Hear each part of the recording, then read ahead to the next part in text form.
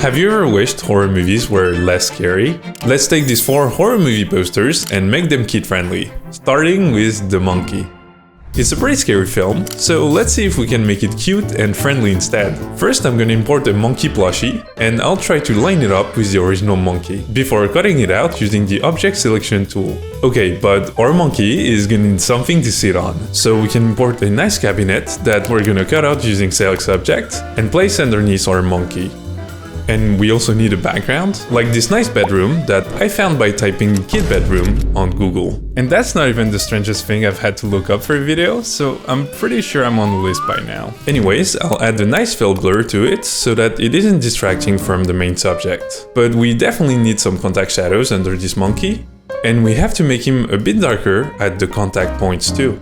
So that's cool, but we need a lot more details in this poster. I'm gonna start by cutting out this button eye from a small plushie, and I'll make it black using hue and saturation, as well as levels. But we want to make sure to keep some details in the string holding it together, so we have to mask the level adjustments around it. And now I can just position it in place of the eye and add a nice drop shadow underneath. In the original poster, the monkey is dressed and he has a drum. So let's tackle both of these issues. Let's cut out this tiny beanie and warp it onto our little guy. Obviously, we need some contact shadows, but I'm also gonna change its color to red, just because I can. I'm also widening his smile using a fur brush to make it more obvious he's friendly. And I felt like making his eye brown will also look friendlier. But we still need the drum, and I have these tiny toy drums that I'll cut out and place in front of the monkey. But the straps just make it look weird, so I'm gonna remove them, and while I'm at it, I'll just give it some shadows and make it red to match the beanie. Okay, so usually it looks a lot better when the lighting on the poster is a little more dramatic. So I'm adding a gradient, but also painting highlights on the side of the monkey. Nice job, team. So far, the composition of the original poster and mine are lining up real good. And to keep it that way, I'm gonna add a bunch of guides all around the original title.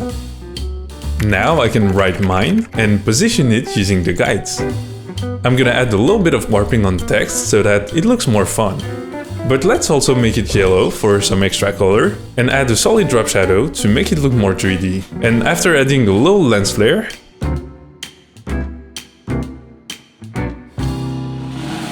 this is the kid-friendly version of the monkey. Also, we're getting really close to 100,000 subscribers, so if you're enjoying the video so far, maybe you should subscribe. Next up is Scream. And I know I've done it before, but they literally made 7 movies, so I think it's only fair I make another poster for it. First thing first, let's get a picture of Cream, which actually makes it really obvious what I'm trying to do. But anyways, I'll cut it out using select subject and rotate it to match the position of the knife. Now we can paint a nice creamy background and add a bright spot behind the bottle. But the thing is, there are blue reflections on the side of the bottle, and to fix it, I'm gonna have to paint over it with white.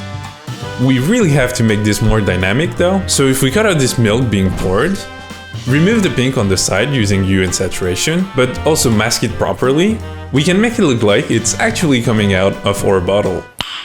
Nice. Now I'll just write Cream and find a font that matches the original. And I'm using the real poster to position it properly. So this is the kid-friendly version of Scream.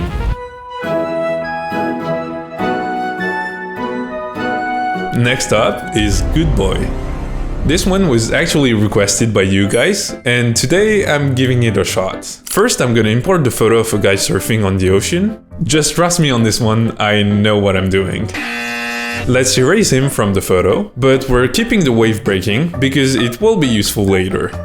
I'm gonna get another photo of people surfing and use select side to cut out the wave. And I'll blend it in with our background. I'm also adding some extra breaking here. But I feel like the background is missing something, so let me get a skyline out here. Get it? Because that's a car too. Anyways, we can easily cut them out with Blend If in the layer style options. But we're gonna need a surfboard, and it's pretty hard to find a photo at the right angle, but thankfully I found a 3D one that I can put directly in the wave. And I'm gonna use a splatter brush to mask out the edges and make it look like the water is splashing on it. I'll also paint some brighter particles to add some diversity. But I guess we should color correct the board real quick before adding our star, a Nova Scotia duck tolling retriever. And despite having a long ass name, they're actually pretty cute. I mean, look at this guy. I'm gonna cut him out using select subject and place him on the board. But we're also gonna puppet warp him so that he has a better stand on that board, and I guess we need some shadows as well. And now all we gotta do is add the title, so I'll type out good boy and add a gradient and a stroke. But I also need to find a better font. I want to add an extra cloud as well to fill that empty space up here, and for some reason this is really giving postcard vibes, so I might as well lean into it and add this folded texture. And after a camera filter, this is the kid-friendly version of Good Boy.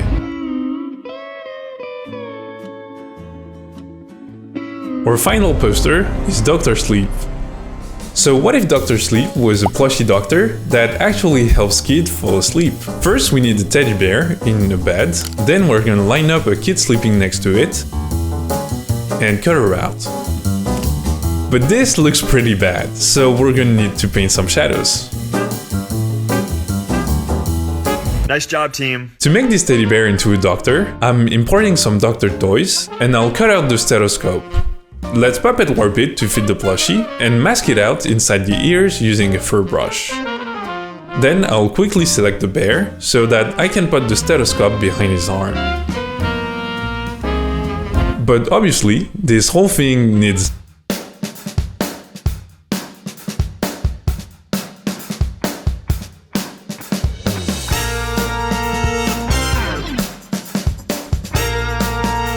Now we can also add a nice thermometer and place it under his other hand, before adding some shadows.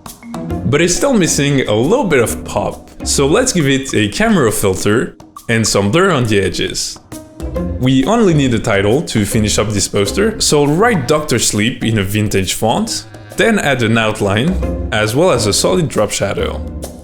And to make it look even cooler, I'm adding a rectangle behind the text and making it orange with a white outline. But I guess if we really want this thing to look vintage, I'm also gonna need to add a whole lot of grain. So here is the kid version of Dr. Sleep.